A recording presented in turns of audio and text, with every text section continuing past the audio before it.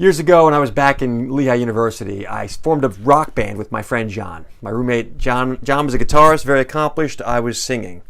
As it turned out, our other buddy donates an amplifier that he finds in the basement of his fraternity house. It's an old Ampeg amp he gives me. It's got the tubes and the wires, and it's got this little switch on the front called the polarity switch. I say to John, "What's the polarity switch do?" No idea. The guy's an electrical engineer. He has no idea what the polarity switch does. So as we find out at gig number 1 at the bar outside of campus, the polarity switch accounts for the electricity coming through the amp, out the wall, through the socket, positive versus negative. And if you get the polarity switch wrong, you get shocked, pow, right through the lips on the first song. As you step up to the microphone, you take an electric charge right there. Ask me how I know this.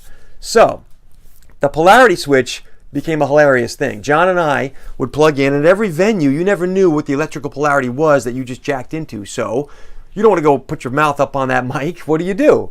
John and I developed a system where we would hold our guitars. You've got the strings, and we would have to touch each other, which became the shock right before the show. And it was never fun. We hated it. And that quickly became the high five, which was one of us was getting kapowed. The point is this: story. It doesn't matter the story. I've told you an entertaining story. And in that story, you've learned some things about me. You've learned that I was a guitarist. You've learned that I used to sing in a rock band. You learned I know nothing about electricity. You know some things about me. Storytelling, the ability to listen and tell stories, is a communication skill. And people and communication skills are the key to business. Now, Wall Street and trading and sales, they're people business still. Everyone says that. But business is a people business because there are people involved. And as long as there's a person in the process somewhere, people skills and communication skills will become the dominant skill set that you can develop. Trust is what's required for business. Trust between people. And with all the technology, I write a lot about the big data, the AI, the artificial intelligence, machine learning algorithms, the wheels, the analytics, all that bit, all that technology is great, but that is a tool that gets you to the 1-yard line. It doesn't get you into the goal end zone. That takes a person. That takes trust and relationship. That takes a skill set that is becoming more valuable every year.